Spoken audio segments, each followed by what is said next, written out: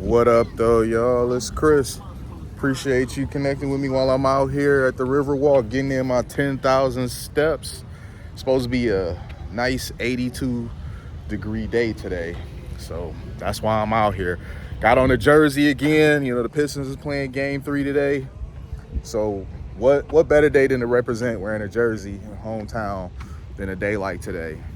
Real quick, some of you guys be wondering what shoes I wear when I'm out here stepping. It's a few different ones that I like, but the ones that I go to the most are these. It's the Nike Pegasus 37. They're on the 41 now, but I just like these ones personally. There are other shoes for walking / running that are better. There are some that are worse. These are just the ones that I like. But let's get into the topic at hand. I couldn't help but notice that, and this has been for a couple days now, there's been another stabbing, 2 students. It's at West Potomac High School. And the news media really hasn't been talking about it all that much. Now, in this case, no one passed away, fortunately. But there's also the element that they can't really sensationalize this the way that they did with the other one. They can't make it a racial issue like they did with the other situation. They do stuff like this, and they wonder why people don't really trust the mainstream media like they used to. It would just so happen that they were supposed to be having some sort of new weapons detection system coming in place. They didn't have it in place then. They do now, though. I don't know what the holdup is, but they now have it. And I've seen it before. I can't remember exactly the name of it, but I've seen it in place before, because at Little Caesars Arena, on the days where they have Red Wings games, they use it. It's like 2 separate pillars, or it gives the appearance of 2 separate pillars. You walk through them. Supposedly, they provide better weapons detection technology than your standard metal detector that you walk through. I don't know. I will say this, though. Even though this is a good step in the right direction in terms of making a safer environment for the students, it's not going to be like the be-all, end-all in terms of keeping students safe. When I was in high school, my school, we had to walk through the metal detectors every morning when we came in. We came through the metal detector. If it went off, we got to keep going. If it didn't go off, they would search us. Now that I think back at this is wild. I would never want mine to be at a school where they have to be frisked just to attend class. But that was my life. That was what I went through. And that wasn't enough, because the Detroit police, a few times a year, they would show up at my school, and they would conduct these surprise locker searches. They would do this like 2-3 times a year, surprise locker searches. Every time they did this, they always found guns and knives and other things that people weren't supposed to have, like, nunchucks and brass knuckles.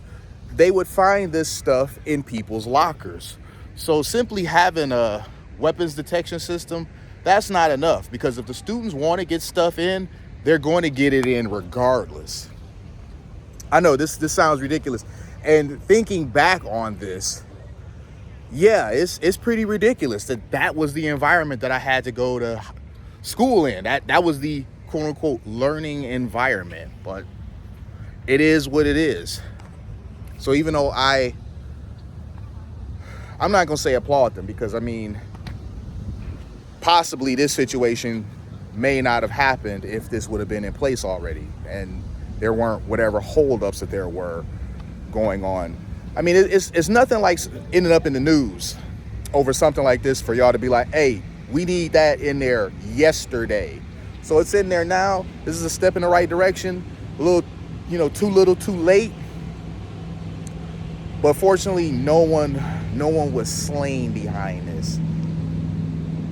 But again, your children, they're not completely safe just because there's now a weapons detection system. I'm telling you from firsthand experience.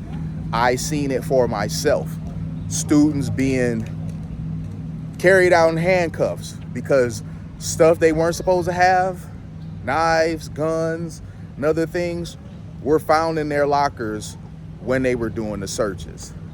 So I don't know why the news isn't covering this the way they are other things. We know what that is because the news seemingly won't shut up about that stuff. And here you have a situation that I believe should have garnered some sort of news coverage. It really haven't. And they're being so tight-lipped about it. I had to kind of like scrounge to find the details that I did. The student who was stabbed was 16. The one with the knife was 15.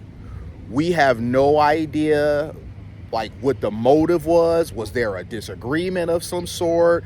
Was there some bullying? We have no idea. We don't even know if the student was arrested. We've been told nothing about any kinds of punishment for this. I mean, I would assume that the student is going to be expelled because it would be wild if you can bring a weapon to school, use said weapon, and then come back to school, come back to class, like after like a 2-3 day suspension. That would be crazy to me. So yeah, it's really strange the way they've covered this, or the lack of coverage when it's come to this. Nothing. We've heard from what parents that were upset about the fact that this happened at the school, but they haven't really spilled any serious details either. And if they did, the news cut those portions out, to make it a nice bite-sized 2-minute video. So we really don't have a whole lot of information. We just know that a student used a knife on another one. He's recovering in the hospital right now. He's gonna make it, thankfully. But the news just seemed totally uninterested in covering this because they couldn't exploit the race angle like they did with the other one. The other one, the way the news handled this was very disgusting.